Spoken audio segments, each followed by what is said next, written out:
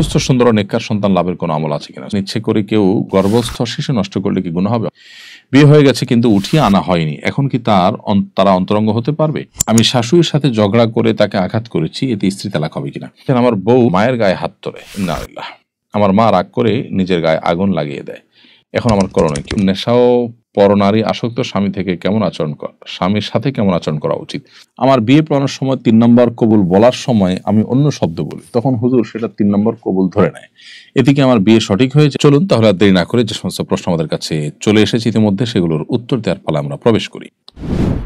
মোর্শেদ আলম চৌধুরী আপনি লিখেছেন, ইচ্ছে করে কেউ গর্ভস্থ শিশু নষ্ট করলে কি গুনাহ হবে? অবশ্যই গুনাহ হবে।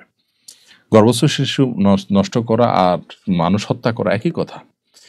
আল্লাহ সুবহানাহু ওয়া তাআলা বলেছেন, ওয়াইদাল মাউউদাতু সুইলাত বিআইয়ি যামবিন কুতিলাত, মাতৃ গর্ভে থাকা সন্তানকে কেন হত্যা করা হলো, বা মেয়ে হিসাবে জন্ম গ্রহণকারী নারীকে কেন হত্যা করা হলো, কিয়ামতের ময়দানে তারা যখন জিজ্ঞাসা করো সেই কথা তোমরা স্মরণ করো, সেই মুহূর্তের কথা তোমরা স্মরণ করো।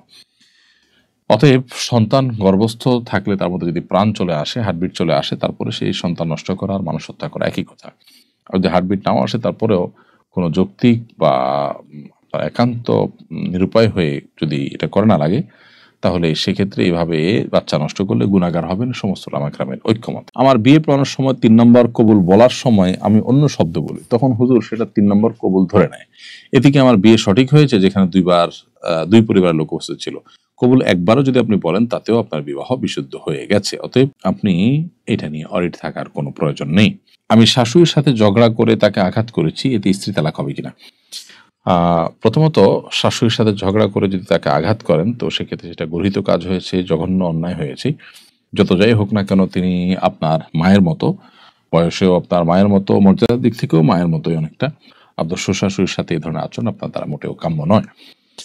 তাছাড়া তর্কের খাতিরে ঝগড়ার কারণে কাউকে শরীরে আঘাত করা, এটা তো সাধারণভাবেই অবিচার বা অন্যায়, সেটা একটা ভিন্ন বিষয়। কিন্তু এর ফলে আপনার স্ত্রী আপনার সাথে তালাক হয়ে যাবে না বা আপনার থেকে বিচ্ছিন্ন হয়ে যাবে না। আমির হোসেন আপনি লিখেছেন, আমার বউ মায়ের গায়ে হাত তোলে, ইন্না লিল্লাহ। আমার মা রাগ করে নিজের গায়ে আগুন লাগিয়ে দেয়, এখন আমার করণীয় কি? উল্লেখ্য, আমার মায়ের কিছু দোষ ছিল। আপনার মায়ের যত দোষী থাকুক না কেন, স্ত্রী আপনার মায়ের গায়ে হাত তোলা, তার মার মর্যাদার সমান এরকম নারীর গায়ে হাত তোলা অবশ্যই তার অপরাধ হয়েছে।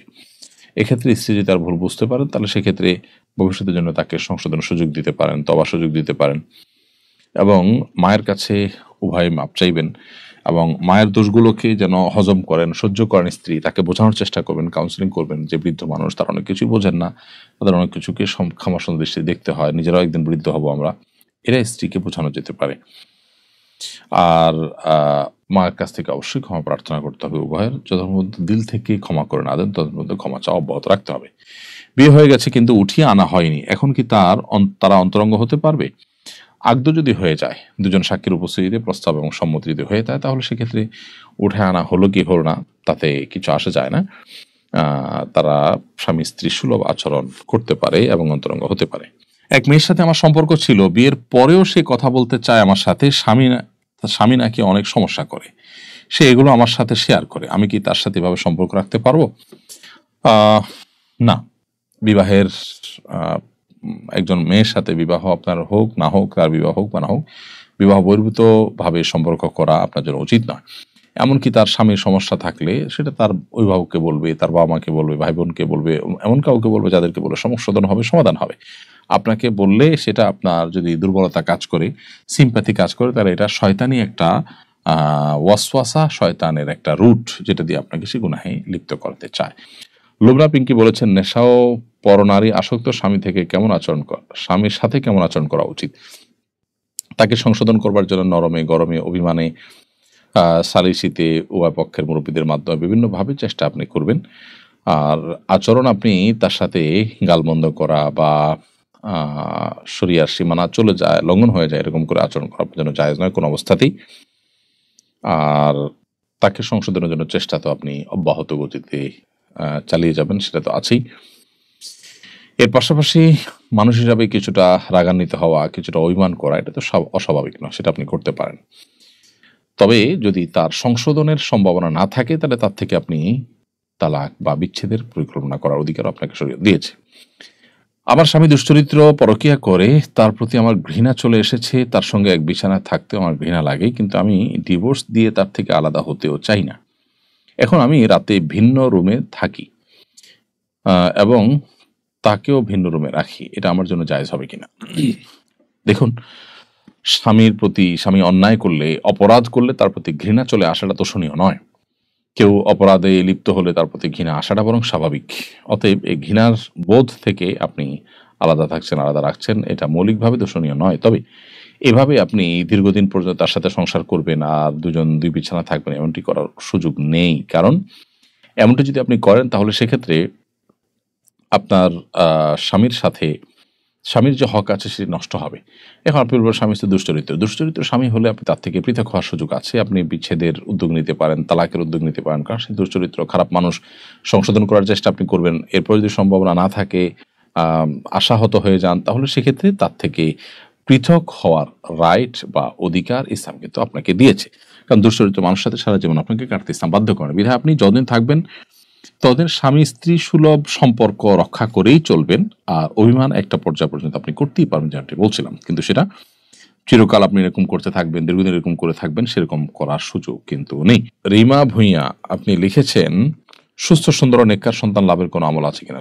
সূরা ফুরকান ৭৪ নম্বর আয়াত পড়বেন, প্রসিদ্ধ দোয়া, যে দোয়াতে আল্লাহ তাআলা শিখিয়েছেন আমাদেরকে, রব্বানা হাব লানা মিন আজওয়াজিনা ওয়া যুররিয়াতিনা কুররাতা আয়ুন ওয়াজআলনা লিল মুত্তাকিনা ইমামা।